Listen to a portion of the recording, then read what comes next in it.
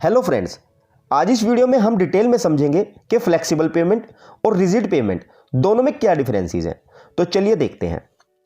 Flexible pavement ऐसी payment होती है जिसकी फ्लेक्चुरल स्ट्रेंथ तो बहुत लो और न के बराबर होती है, पर यह पेमेंट ऊपर पड़ने वाले लोड के स्ट्रक्चरल एक्शन में बहुत ही फ्लेक्सिबल रहती है। पर रिजिड पेमेंट की फ्लेक्चुरल स्ट्रेंथ और फ्लेक्चुरल रिजिडिटी बहुत ही हाई होती है। इस पेमेंट में स्ट्रेंथ लोअर लेयर पर ग्रेन टू ग्रेन ट्रांसफर नहीं होती as compare to flexible pavement. तो आइए अब इनके डिफरेंसेस देखते हैं। तो नंबर 1 है इनिशियल कॉस्ट। फ्लेक्सिबल पेमेंट की इनिशियल कॉस्ट बहुत लो होती है as compare to rigid pavement, पर रिजिड पेमेंट की इनिशियल कॉस्ट बहुत ही हाई रहती है as compare to flexible pavement. Number 2, flexible pavement का लाइफ स्पैन कम होता है, लगभग यह 15 साल तक चलती है, पर रिजिड पेमेंट का लाइफ स्पैन अच्छा होता है जो लगभग 30 साल तक के लिए डिजाइन की जाती है। तीसरा, फ्लेक्सिबल पेमेंट की थिकनेस ज़्यादा होती है रिजिड पेमेंट के मुकाबले, पर रिजिड पेमेंट की थिकनेस कम रहती है as compare to flexible pavement. Number 4, joints. Flexible pavement में ज्वाइंट्स रिक्वायर्ड नहीं होते, पर रिजिड पेमेंट में ज्वाइंट्स देना बहुत जरूरी रहता है। Number 5, subgrade. फ्लेक्सिबल पेमेंट के लिए एक अच्छी सबग्रेड होना बहुत ही जरूरी रहता है, पर रिजिड पेमेंट में कैसी भी सबग्रेड हो चल जाती है। Number 6, durability. फ्लेक्सिबल पेमेंट कम ड्यूरेबल होती है as compare to rigid pavement, पर रिजिड पेमेंट ज़्यादा ड्यूरेबल रहती है as compare to flexible pavement. Number 7, temperature effect. Flexible pavement में टेम्परेचर वेरिएशन के कारण किसी भी तरह की स्ट्रेस इंड्यूस नहीं होती, पर टेम्परेचर वेरिएशन में रिजिड पेमेंट में हैवी स्ट्रेस इंड्यूस्ड होती है। Number 8, repair work. Flexible pavement में रिपेयर वर्क इजीली किया जा सकता है as compare to rigid pavement, पर रिजिड पेमेंट में रिपेयर वर्क करना आसान नहीं होता। Number 9, skills and supervision. एक फ्लेक्सिबल पेमेंट में एवरेज स्किल और कम सुपरविजन रिक्वायर्ड होती है, पर रिजिड पेमेंट में ज़्यादा स्किल और अच्छी सुपरविजन रिक्वायर्ड होती है as compare to flexible pavement. Number 10, feasibility of providing underground works. Flexible pavement के नीचे अंडरग्राउंड पाइप्स ले करना, लोकेट करना और रिपेयर करना बहुत ही ईजी होता है, पर रिजिड पेमेंट के नीचे अंडरग्राउंड पाइप्स की लेइंग और रिपेयरिंग आसान नहीं होती। Number 11, opening to traffic after construction.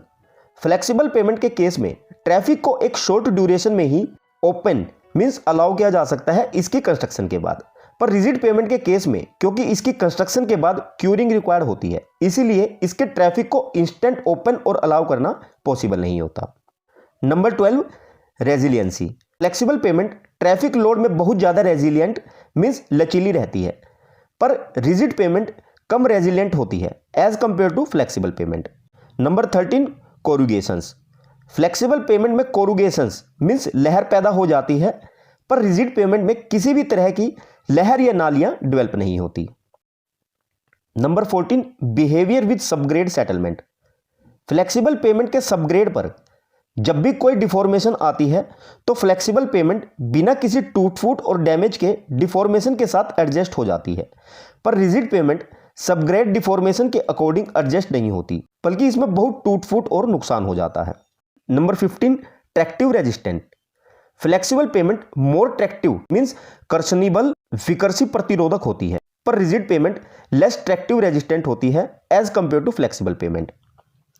Number 16, traffic suitability. Flexible pavement हर तरह के ट्रैफिक के लिए सूटेबल रहती है, पर rigid pavement iron wheeled traffic में बहुत ज़्यादा नॉइजी रहती है। Number 17, night visibility. Flexible pavement का ब्लैक टॉप नाइट के समय पुअर विजिबिलिटी प्रोवाइड करता है, पर रिजिड पेमेंट रात के समय अच्छी विजिबिलिटी प्रोवाइड करती है। Number 18, glaring effect. सनराइज के रिफ्लेक्शन में फ्लेक्सिबल पेमेंट में किसी भी तरह की चमक या चकाचौंध नहीं रहती, पर रिजिड पेमेंट सनलाइट रिफ्लेक्शन में बहुत अधिक चमकती है। Number 19, feasibility of stage development. Flexible pavement में स्टेज डेवलपमेंट फिजिबल होती है, पर रिजिड पेमेंट में स्टेज डेवलपमेंट फिजिबल नहीं होती। Number 20, effect of loading. Flexible pavement क्योंकि फ्लेक्सिबल रहती है तो यह लोड के अंडर अपने आप को इलास्टिक डिफॉर्मेशन में ले जाकर एडजस्ट कर लेती है, पर रिजिड पेमेंट बीम और कैंटिलीवर के जैसे एक्ट करती है और हर तरह की डिफॉर्मेशन को रेजिस्ट कर लेती है। और नंबर 21 है मेंटेनेंस कॉस्ट। फ्लेक्सिबल पेमेंट की मेंटेनेंस कॉस्ट बहुत हाई होती है as compare to rigid pavement. पर रिजिड पेमेंट की कॉस्ट बहुत कम होती है as compare to flexible pavement. तो फ्रेंड्स, मैंने यहाँ रिजिड पेमेंट और फ्लेक्सिबल पेमेंट्स के लगभग सभी डिफरेंसेस क्लियर कर दिए हैं। And if I have missed any differences please mention it in comment section. और if you learn something please like the video and share it with someone who might benefit from it. Subscribe to my engineering support channel and be sure to ring the notification bell so that you won't miss the new videos. See you in the next video. Finally, thanks for watching.